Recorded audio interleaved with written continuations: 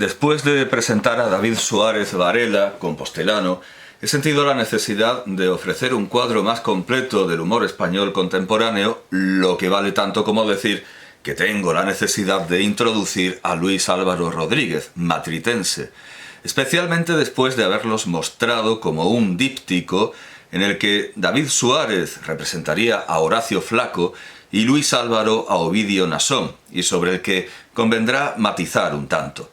Al resumir la distinción del propio David Suárez entre comicidad natural y trabajada, no había de entenderse que Luis Álvaro no trabaje y no pula sus sentencias con aquella piedra pómez de la que hablaba Catulo y que hoy quizá solo se usa para intentar quitar el sarro de los retretes, como he visto que recomiendan La Opinión de Málaga y el diario Levante. Ni que David Suárez no sea fértil y veloz en la improvisación, lo cual no es nada sorprendente. Así como no existe el ingenio popular, sino ingenios anónimos y disueltos en esa abstracción llamada pueblo, tampoco puede existir la improvisación sin más, sino como ejecución del trabajo previo. De hecho, es probable que la obra de David Suárez, y ojalá ambos se decidan algún día a sacarla impresa con apuntes, dibujos y fotografías en sendos libros que compraría sin dudar, sea mucho más extensa que la de Luis Álvaro, ya que la de este se basa en las formas y la de David Suárez en las ideas, y lleva más tiempo construir formas que desvelar ideas.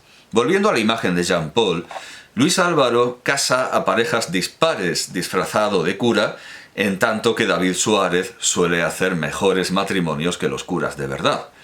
Lo que tiene de gracia natural Luis Álvaro reside en el carácter de su interpretación, aunque también tiene que ver con el contenido de sus discursos.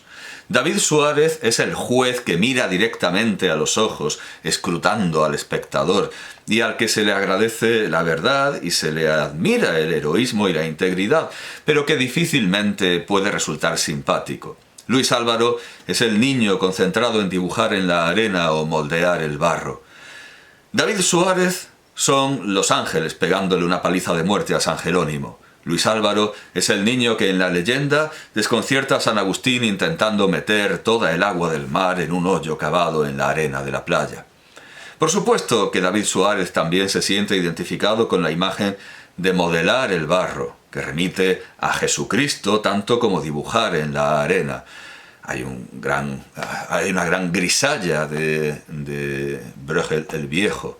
Al igual que hay una hermosa historia de las historias de San Agustín en la capilla del coro de San Gimignano sobre el encuentro de San Agustín con el niño, que además sale con una pala de juguete en aquella historia de Gozzoli, en ese fresco.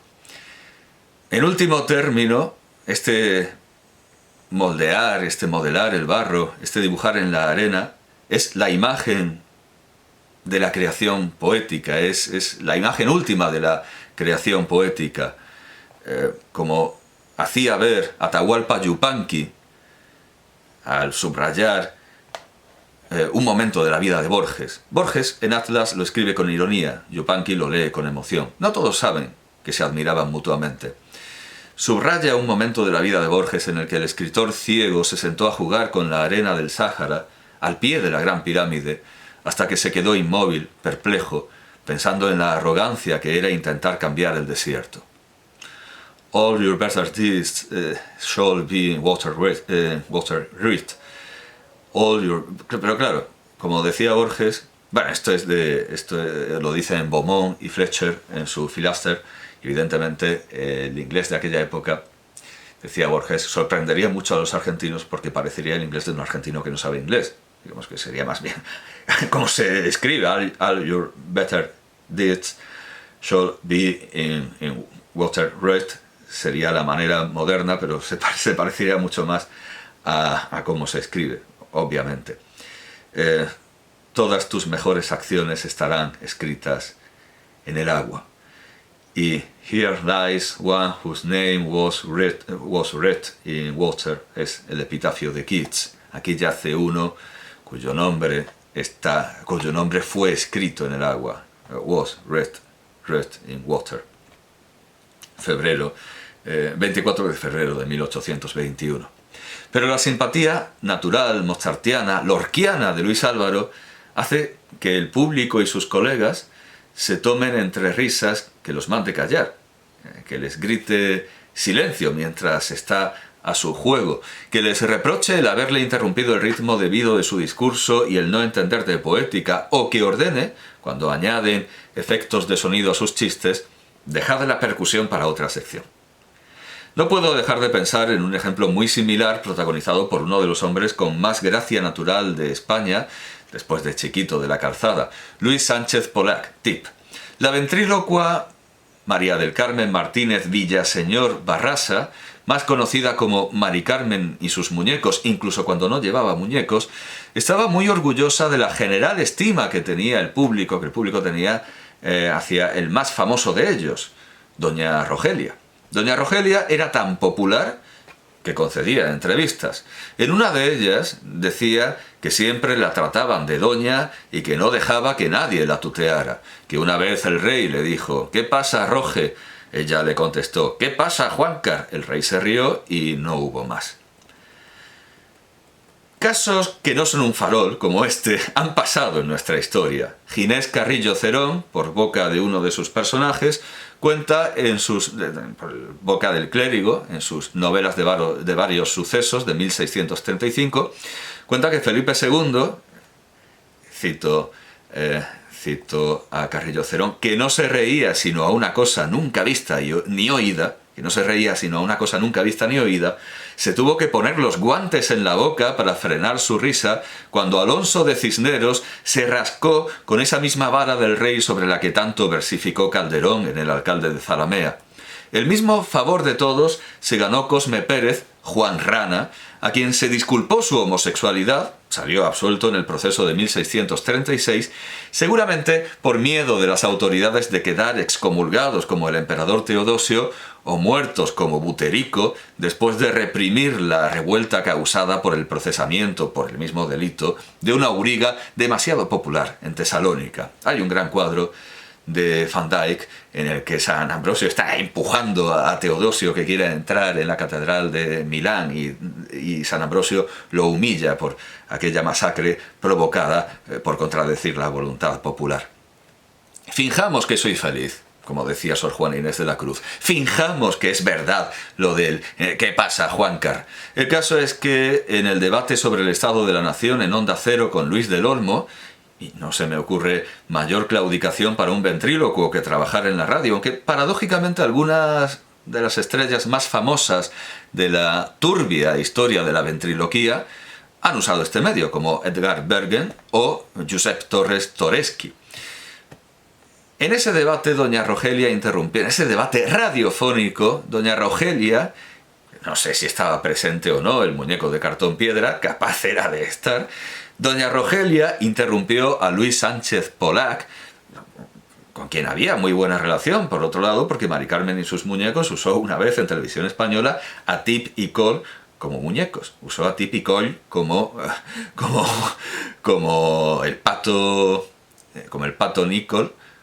Ahora dudo si es Mikol, no sé si es más como Nicolaus o Mikolaus, no sé si es más polaco o ucraniano, no sé si es Nikolai o Mikolai, no sé si es más ruso que ucraniano, creo que era el pato Nicol, pero aparecía Cole con unos guantes naranjas para imitar las patas, y Tip aparecía de doña Rogelia. Tip fue doña Rogelia por un día, se puso el pañuelo de doña Rogelia. Bueno, pues bastante después de este programa televisivo, doña Rogelia interrumpió a Luis Sánchez Pollack para decir algo, porque luego ya tendría el tiempo para ir diciendo sus tonterías. Esto dijo doña Rogelia: ya tendrás tiempo para ir diciendo tus tonterías. Y Luis Sánchez Pollack le espetó: doña Rogelia, ¿quiere hacer el puñetero favor de callarse, tía guarra? Y nadie pudo hacer otra cosa que celebrarlo. En cambio, los colegas de David Suárez no lo ven con desde luego no lo ven con esa simpatía con la que ven a Luis Álvaro, lo ven más bien como a un oscuro fanático del arte, como el Salieri de Pushkin, y luego, por supuesto, de Schaeffer y forman. Porque David Suárez es el alumno autista que intenta de modo obsesivo hallar una respuesta delante del profesor, mientras que Luis Álvaro hace lo mismo, pero en un rincón. El juego de Luis Álvaro apacigua, como el de Jesucristo cuando hizo que no lapidaran a la adúltera escribiendo en la arena. Parece que porque entendieron lo que escribía, en tanto que el de David Suárez enfada, como el de Arquímedes ante aquel soldado que lo mató porque no entendía lo que dibujaba. De esto hay pruebas empíricas, científicas, de laboratorio con sujetos de control, como Dani Mateo, que debería tener 10 años de inhabilitación como humorista por su participación en el vídeo del Intermedio con Miguel Ríos, pidiendo el voto para la izquierda, y sus compañeros de mesa, como Iggy Rubín, que más que buen orador, he tenido que poner los subtítulos para ver alguno de sus monólogos, es buen escuchador y comparsa, ese amigo inteligente y de buen fondo al que, sin embargo, no se le entiende todo lo que dice y que, a pesar de sus altas cualidades, puede, sin buena guía o rodrigón, acabar no tomando las mejores decisiones en la vida. Algo parecido al personaje de Gabino Diego en Torrente.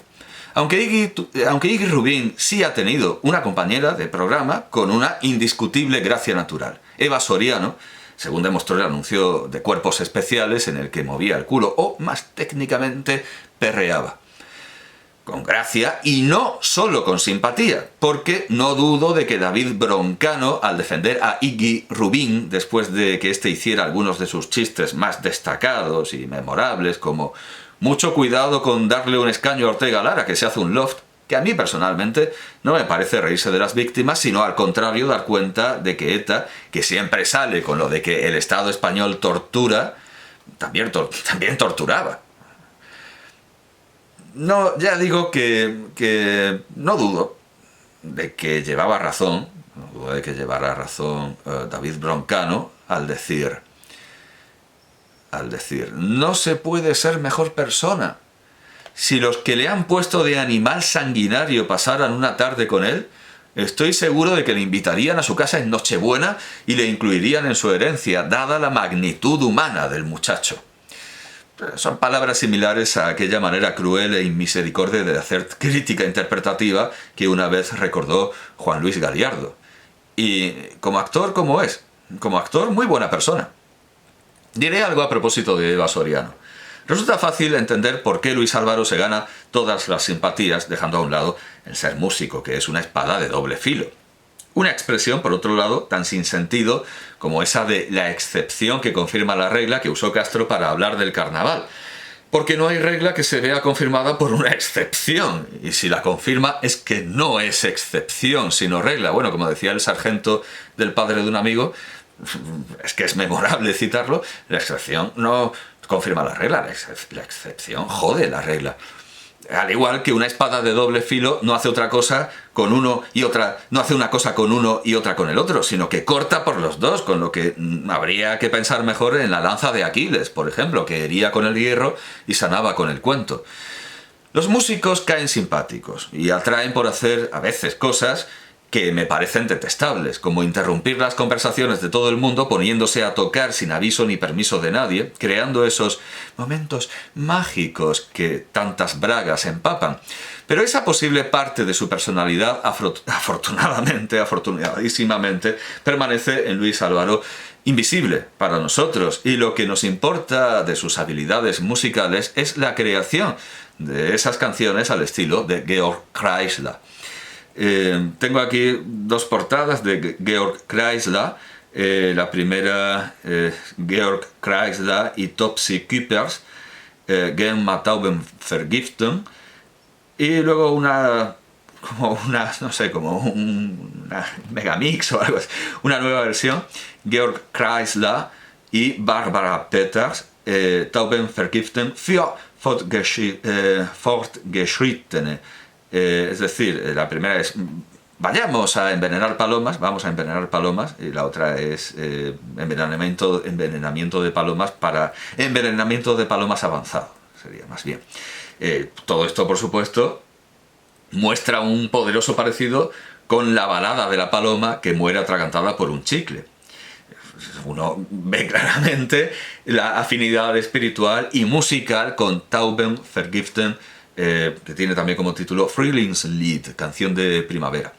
Aunque no me parece en exceso probable esta influencia vienesa, y doy en pensar que detrás de sus canciones estará ante todo Georges Brassens a través de Javier Crae, y además de manera mucho más clara que en otros humoristas que hacen cosas parecidas, tanto provenientes de la era del Club de la Comedia como David Callejón, conocido también, conocido eminentemente como David Guapo, no es nada modesto desde luego, así como de la nueva era de YouTube como Thorman, que además introduce interesantes bailes estáticos.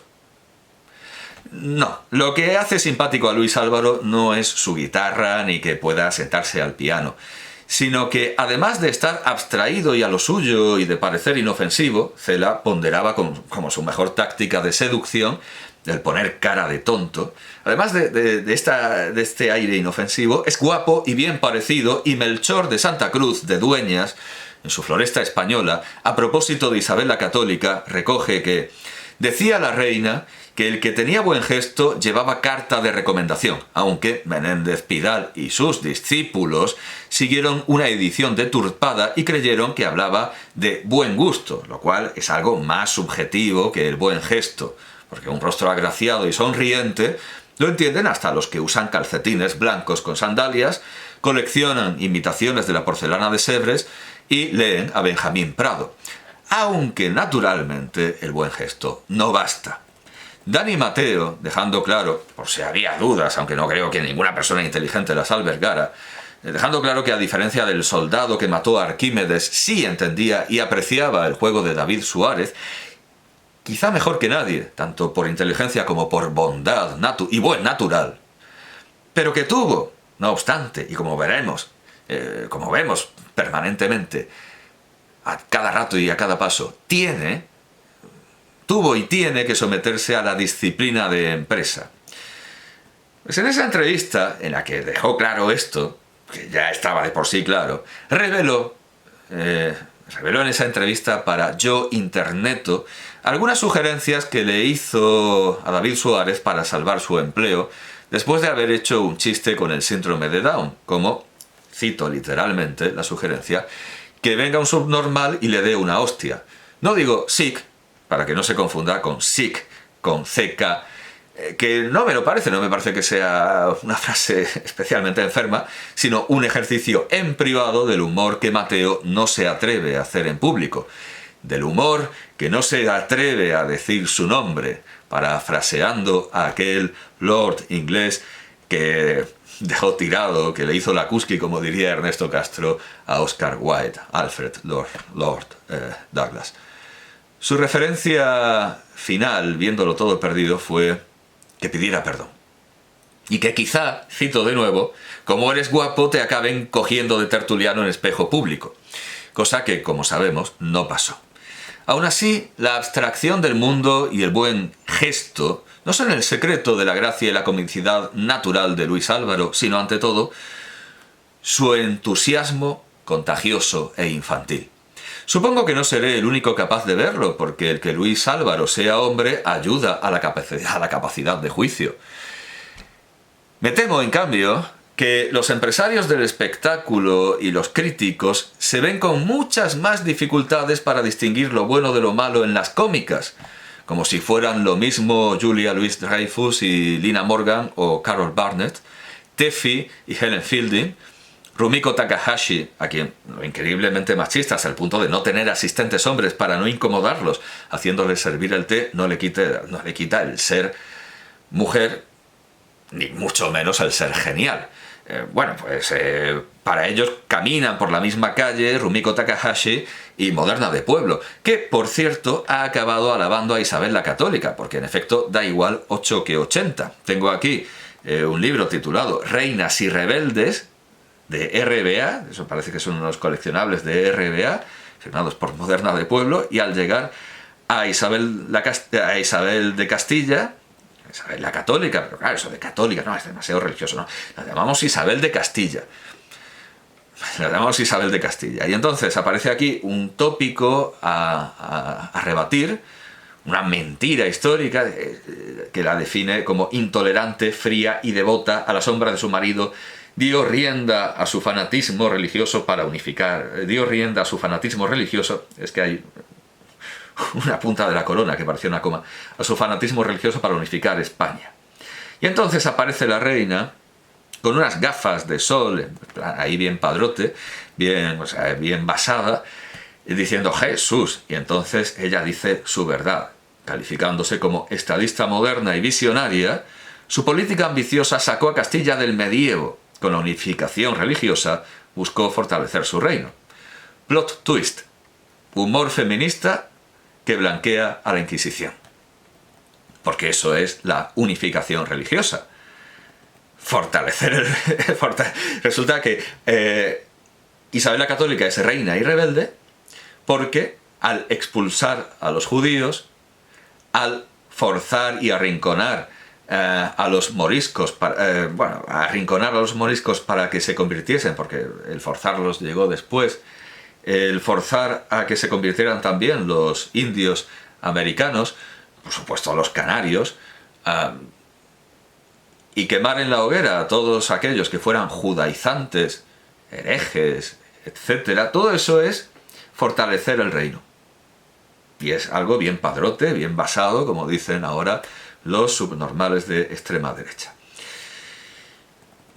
Se ven confundidos como en el tango, caminan de la mano Don Chicho y Napoleón, o más bien podemos decir que al verse empujados a contratar a alguien de sexo femenino, no se atreven a decir que la inmensa mayoría de las cómicas son muy malas, como lo son la inmensa mayoría de los cómicos, con el agravante de que las cómicas son menos, como en esas rabolandias que son las carreras de ingeniería o matemáticas.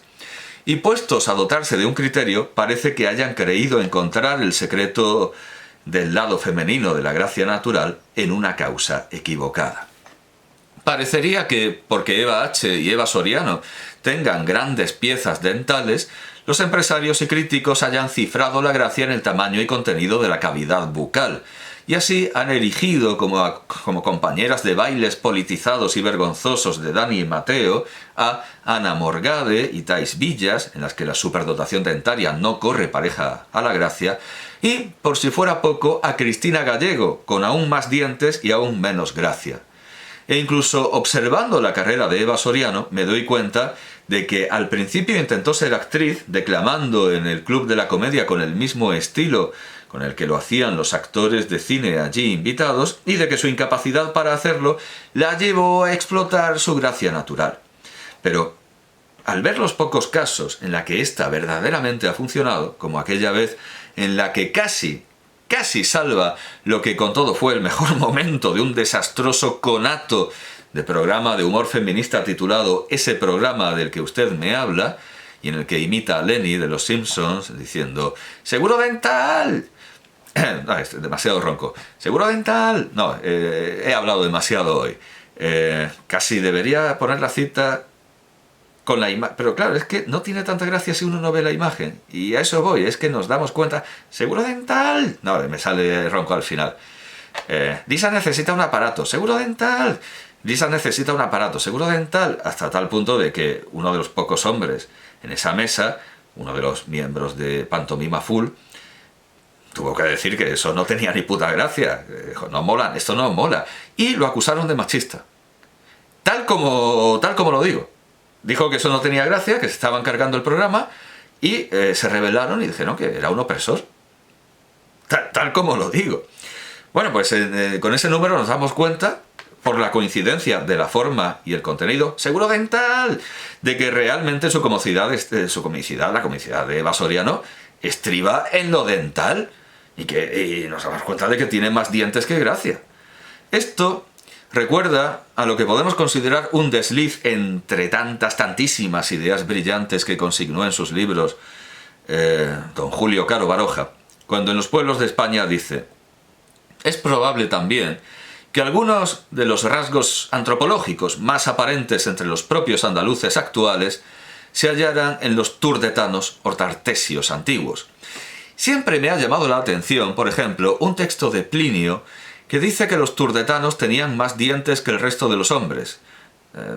en el 39, en el libro 39 de la Naturalis Historia, de la Historia Natural, capítulo 7, 22. Considero que esta falsa observación se funda en el hecho real de que en Andalucía abundan las bocas con dientes grandes, muy visibles y forma especial, que acaso influyan en el peculiar acento del país, acento o tono que puede descender del que percibían claramente los romanos cuando los naturales de Córdoba o Itálica hablaban latín. No creo que sean los dientes lo que determine esa especie, no creo que sean los dientes lo que determina esa especie denominada humor andaluz que Luis Álvaro critica en una intervención en La culpa es de Internet, donde después de revelar qué tipo de piedra pómez le pasa a sus chistes, retorciendo las posibilidades del absurdo, y no hay problema en llamarlos chistes, ni él ha visto necesidad de llamarlos de una forma propia, como las greguerías de Ramón Gómez de la Serna o los pensamientos despeinados de Stanisław Jerzy. Analiza el humor llamado, después de explicar, y muy bien, por cierto, su fabricación, su técnica y método de fabricación de los chistes, analiza el humor llamado blanco, negro y verde, y da a parar en el poshumor y en el humor andaluz. A pesar de que Luis Álvaro da una buena definición del poshumor o posthumor, creo que es más pedante posthumor, pues posthumor. Creo que ninguna puede sustituir a la que me dio Ernesto Castro cuando me lo recomendó y me explicó lo que era. Yo, por supuesto, nunca había oído hablar de semejante cosa. Me lo explicó de la mejor manera, que es con un ejemplo. El mejor predicador es Fray Ejemplo. Me contó que una de las grandes figuras del posthumor era Ignatius Farray, que era un calvo gordo con barba que podía, por ejemplo, quitarse la camiseta, ir a uno del público, ponerle sus grandes y grasientas masas pectorales en la boca y gritarle «¡Chúpame los pezones!». Y luego podía, en esa misma actitud, quedarse en silencio un buen rato con la mirada perdida. Eso era posthumor. Le dije que eso no me interesaba. Tengamos en cuenta que Lessing me parece un mal dramaturgo porque Natán el Sabio pinta a sus personajes demasiado rato cogidos innecesariamente de la manita. Afortunadamente Ignatius, es decir, Juan Ignacio Delgado, a quien, por cierto, Google califica como escritor, se reformó. Y sí, escribió, aunque con Miguel Esteban y Raúl Navarro, una magnífica imitación española de Curb Your Enthusiasm.